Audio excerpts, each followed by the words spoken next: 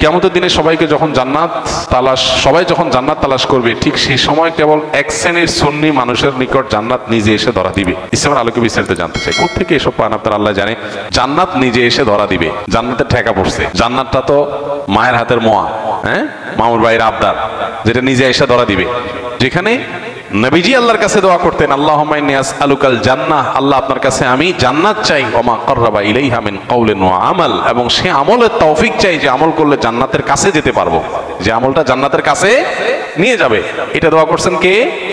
নবীজি সাল্লাল্লাহু আলাইহি ওয়াসাল্লাম। আল্লাহুম্মা ইন্নী আসআলুকাল জান্নাতা ওয়া মা কাররাবা ইলাইহা মিন কাউলিন ওয়া আমাল। আল্লাহ, সেই কথা সেই কাজ আপনি আমাকে করান, সেই কাজের পথে আমাকে গাইড করেন, সেই কাজগুলো করার তৌফিক দেন যেগুলো করলে জান্নাতের কাছে আমাকে নিয়ে যাবে। তাহলে নবীজি সাল্লাল্লাহু আলাইহি ওয়াসাল্লাম জান্নাতের কাছে যাওয়ার জন্য চেষ্টা করছেন, আর এদের কাছে নাকি জান্নাত নিজে এসে ধরা দিবে। সীমালঙ্ঘন, বাড়াবাড়ি, এগুলো খ্রিস্টানদেরকে ভ্রান্ত করেছে। নবীজি সাল্লাল্লাহু আলাইহি ওয়াসাল্লাম বলেছেন, লা তুতরুনি কামা আতরাতিন নাসারা ইবনে মারইয়াম, খ্রিস্টানরা যেরকম ঈসা আলাইহিস সালাম সম্পর্কে বাড়াবাড়ি করতে করতে গোমরা হয়ে গেছে, তোমরা আমাকে নিয়ে এরকম বাড়াবাড়ি করবা না। নবীজি তার শানে এটা বলেছেন। তাহলে আমরা নিজেদের ব্যাপারে, নিজেদের আলেমদের ব্যাপারে যদি এরকম বাড়াবাড়ি করি, তার পরিণতি কিরকম হবে? নবীজি সাল্লাল্লাহু আলাইহি ওয়াসাল্লাম তাকে নিয়েও বাড়াবাড়ি করতে নিষেধ করেছেন, তার মর্যাদা বলতে গিয়ে সীমা ছাড়াইতে নিষেধ করছেন। সেখানে এখন নিজেদের ব্যাপারে মর্যাদা বলতে গিয়ে এই পর্যায়ে চলে যায়, তাহলে কোথায় যাব? অনেক ভাইরা আছেন বিবেক খরচ করেন না এই জিনিসগুলো, যে ধরনের কথা, অনেক গর্হিত কথা, হ্যাঁ, বিশেষ করে ধারণা করে কোনো মন্তব্য করা। তাহসাবুনাহু হাইয়িনা ওয়া হুয়া ইনদাল্লাহি আযীম, আল্লাহ বলেছেন তোমরা এগুলোকে খুব হালকা কথা মনে করো, আল্লাহর কাছে এগুলো অনেক বড়। বিশেষ করে কারো সম্পর্কে কোনো মন্তব্য ধারণা করে করা, তো যাই হোক, এ ধরনের বিষয় অবশ্যই গর্হিত কথা। এরকম কোনো কথা নেই যে কিয়ামতের দিন জান্নাত কারোর কাছে আসবে না, জান্নাতের ঠেকা পড়ে না এরকম। সবাই জান্নাতে যাওয়ার জন্য পাগল পড়া থাকবে, লালায়িত থাকবে, ব্যাকুল থাকবে, অস্থির থাকবে, পেরেশান থাকবে।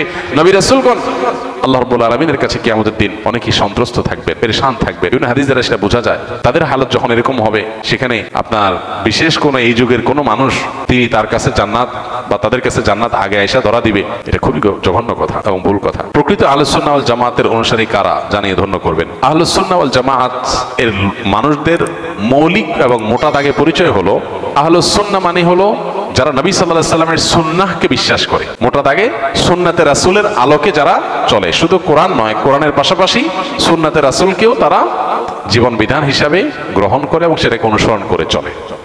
যারা সুন্নাতকে অস্বীকার করে, সুন্নাতকে মানে না, শুধু কোরআনকে মানার কথা বলে, এরা আহলুস সুন্নাহ না, এরা মূলত মুনকিরে হাদিস, হাদিস অস্বীকারী, যাদেরকে আহলে কোরআন বলা হয়।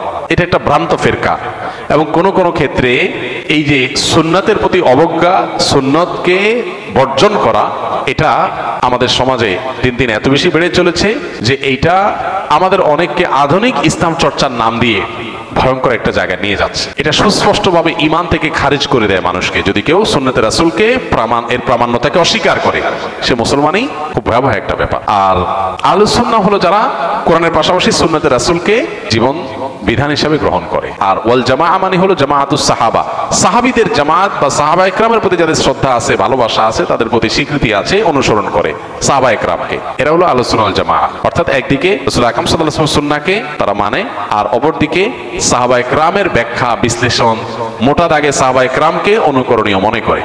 হ্যাঁ, ইন্ডিভিজুয়ালি ব্যক্তিগতভাবে কোনো ব্যক্তি সাহাবীর কোনো ভুল হতে পারে, কিন্তু মোটা দাগে মৌলিকভাবে সাহাবা ইকরাম তারা কোরআন হাদিসের ব্যাখ্যার জন্য সবচেয়ে উপযুক্ত ব্যক্তি এবং তাদেরকে অনুসরণ করে। সেক্ষেত্রে এটা হলো আহলুস সুন্নাহ জামাতের পরিচয় মোটা দাগে। এর বাইরে আসল জামাতের বৈশিষ্ট্য, তাদের আলামত, তাদের বিশ্বাস বিস্তারিত, এগুলো নিয়ে অনেক ছোট বড় বই পুস্তক লেখা আছে বিস্তারিত, সেগুলোতে আমরা দেখে নিতে পারবো ইনশাআল্লাহ। কোরবানির সাথে আকিকা করা যাবে কিনা? কোরবানি করলেন, একই দিনে আকিকা করলেন, জায়েজ আছে, হতে পারে, কিন্তু অবশ্যই আকিকার একটা নির্দিষ্ট সময় আছে, ওই সময় করাটাই উত্তম। ধরেন মানুষের জন্মের কত নম্বর দিনে আকিকা করা সুন্নাত? 7ম দিনে, কোন কোন হাদিসে 14তম বা 21তম দিনে কোথাও আছে। এটা হলো আকিকার একটা সময়। এটা মিস হয়ে গেলে তখন অপশন আছে, পরে করলেও হবে, কিন্তু ইচ্ছাকৃতভাবে এটাকে মিস করে কোরবানির জন্য অপেক্ষা করার তো কোনো যুক্তি নেই। কোরবানির যেরকম একটা সময় আছে, আকিকারও কি আছে? সময় আছে। আপনি বিলম্ব করে ওই পর্যন্ত নিয়ে গেছেন, সেটা তো অবশ্যই একটা ভালো কাজের লঙ্ঘন হলো, অন্তত মুস্তাহাবের খেলাফ তো অবশ্যই হলো। তো এটা অনুত্তম সন্দেহাতীত ভাবে। বাকি একই গরুতে আকিকা এবং কোরবানি দুইটা নিয়ত করলে সেটা হবে কিনা, এটাই না আমাদের মতো পার্থক্য আছে। সন্দেহের ঊর্ধ্বে উঠতে চাইলে, ইখতিলাফের ঊর্ধ্বে উঠতে চাইলে অবশ্যই আলাদা আলাদা পশুতে করাটা উত্তম। কেবলার দিকে পা দিলে কি গুনাহ হবে? কেবলার দিকে পা লম্বা করে কেউ ঘুমাইলেন, শুইলেন, বসলেন, এটা গুনাহ হবে কিনা? এই বিষয়ে উলামায়ে আহনাফের মতে এটা মাকরুহ, অনুচিত। কেবলার প্রতি সম্মান প্রদর্শনের অংশ হিসাবে এটা করা উচিত নয়।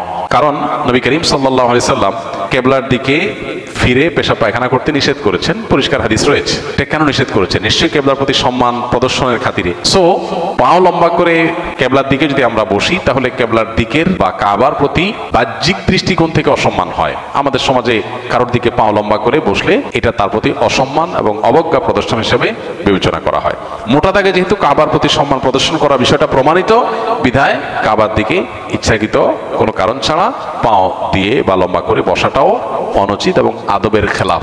যদি এ ব্যাপারে সৌদি আরব উলামায়ে কেরাম তথা অন্যান্য উলামায়ে কেরামের মত ভিন্ন, তারা বলেন যে না, কিবলার দিকে পা দিয়ে বসলে কোনো অসুবিধা নেই, কারণ কোনো হাদিসে আসলে এটা নিষেধ নাই। কোরআন হাদিসে কোথাও আলাদা করে পেশাব পায়খানা করা নিষেধ আছে, কিন্তু পাও দিয়ে বসা যাবে না এমন কোনো কথা নাই, অতএব এটাতে অসুবিধা নেই। তো দুই পক্ষেরই যুক্তি আছে, প্রমাণ আছে। ইজতিহাদি বিষয়, সতর্কতা এবং অধিকতর নিরাপদ মত হলো যে কিবলার দিকে ইচ্ছাকৃতভাবে পা না দিয়ে বসা, কিবলার প্রতি সম্মান প্রদর্শনের জন্য। বর্তমান জামানায় ইসলামিক গজলের মধ্যে বিভিন্ন থাম্বনেল ইউজ করা হয়, যা অনেকটা গান বাদ্যযন্ত্রের মতো। এই ধরনের গজল শোনা বা অনলাইনে রিলিজ দেওয়া যায় যাবে কি? থাম্বনেল যেটা, এটা তো একটা পিকচার, এখানে বাদ্যযন্ত্রের ছবি দিলেই ওইটা শোনা হারাম হয়ে যাবে না। যদি ইসলামিক গজল বা গানের কথাগুলোর ব্যাকগ্রাউন্ড সাউন্ডের মধ্যে যদি কোনো মিউজিক থাকে, মিউজিক বাজে সূক্ষ্মভাবে, তাহলে সেটা শোনা না যায়, গুনাহ, শোনা যাবে না। থাম্বনেলের মধ্যে ছবি কি দিচ্ছেন না দিচ্ছেন, থাম্বনেল একটা তবলার ছবি দিয়ে দিলে, কিন্তু ভিতরে প্লে করার পরে ভিডিওটা স্মুথ একদম খালি গলা গাওয়া হয়েছে, সেখানে কোনো মিউজিক্যাল ইনস্ট্রুমেন্ট ব্যবহার করা হয়নি, তো এটা হারাম হবে কেন? মিউজিক শোনা হারাম, মিউজিকের ছবি দেখা কিনা দেখলে হারাম হবে না। বিধায় আপনার থাম্বনেলের ছবি কি আছে না আছে এটার জন্য ভিডিও হারাম হবে না। তবে হ্যাঁ, আজকাল অনেক আপনার গজল, ইসলামী সঙ্গীত বের হয়েছে যেগুলোতে সূক্ষ্মভাবে মিউজিক আছে, আপনি একটু মনোযোগ দিয়ে শুনলে বোঝা যায় যে মিউজিক ব্যবহার করা হয়েছে, সেগুলো শোনা হারাম। এগুলো আপনার খুবই সূক্ষ্মভাবে মানুষকে হারামের দিকে নিয়ে যায়। আমরা হয়তো ইসলামের কথা শুনে, আল্লাহর কথা শুনে, কোরআন হাদিসের কথা শুনে, ভালো কথা শুনে আমরা এগুলোকে শুনি, কিন্তু নিজের অজান্তে আমি হারামে লিপ্ত হয়ে যাচ্ছি। এগুলো আমাদের সতর্ক থাকতে হবে। ফ্রেশ খালি গলা গাওয়া হয়েছে এবং সেখানে মিউজিকের কোনো ইনস্ট্রুমেন্টের ব্যবহার করা হয় নাই, শুধু সেগুলো আপনি শুনতে পান। আল্লাহ আমাদেরকে আমাদের তৌফিক দান করুন।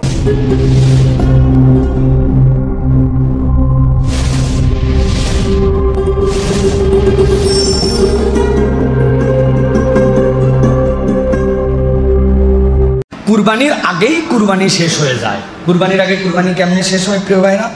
আল্লাহর কাছে সওয়াব পাওয়ার আশা, আবেগ এবং জাহান্নাম থেকে আত্মরক্ষা একটা নিবেদন নিয়ে আমরা কুরবানি করি যে আল্লাহ, তোমার কাছে আশা আছে, আমার তোমার প্রতি আমার ভালোবাসা আছে, তোমার দেওয়ার সম্পদ থেকে তোমার হুকুম বাস্তবায়ন করে আল্লাহ আমাকে জাহান্নাম থেকে হেফাজত করো। এই জন্য আমি তোমার এই আত্মরক্ষার আগ্রহে আমি কুরবানিতে আসলাম। কিন্তু এইটার গোস্ত খাওয়া কখনো মূল মাকসুদ হতে পারে না। আমাদের অনেকে এখন আছে গোস্ত খাওয়াকে কুরবানির মূল মাকসুদ বানাইছেন, আর লোক দেখানো গরু কিনা, প্রতিযোগিতায় গরু কিনা, কাঠ থেকে ভালো হলো। ওই পাড়ার হাজি সাহেব কত দিয়ে লইছে রে? শুনছি 3,75,000 লাগা বেটা, ধার করে হলে হবে 4.5 লাখ লাগা। এই আমাদের ডাকাইয়াদের স্টাইল যেটা, 4.5 লাখে গরু লাগায় ফেলছি আমরা। আসার সময় জিজ্ঞাসা করে নিয়ে আসতেছে, অনেকে আবার ইউএসডি ডলার দিয়ে কনভার্ট করে গরুর পিঠের উপরে দাম ঝুলাই দিছে, জিগানোর কাম নাই, দেখালো দেখে নিচ্ছে, তাজা গরু নিয়ে আসছে। তো এই যে আমাদের যে টেন্ডেন্সি, এই টেন্ডেন্সি থেকে আমাদের বের হতে হবে। এখন বলবেন হুজুর, আমরা কি গরু দেখে কিনবো না? গোশতকে খাওয়া হবে না? হ্যাঁ, আপনার গোশত খাওয়া হবে। আল্লাহ রাব্বুল আমিন দুনিয়াতে একমাত্র আল্লাহর ইবাদত উম্মতে মুহাম্মাদের জন্য গিফট করেছেন, যেই ইবাদত আদম আলাইহিস সালাম থেকে ঈসা আলাইহিস সালাম পর্যন্ত কারো সুযোগ ছিল না। যা কিছু আল্লাহর জন্য নিবেদিত হয় ওটা আল্লাহর হয়, আর একমাত্র উম্মতে মুহাম্মাদ আল্লাহ বকশিশ করছেন আল্লাহর জন্য নিবেদিত হওয়ার পরেও আল্লাহ ওইটা বান্দার জন্য দিয়েছেন। সুবহানাল্লাহ।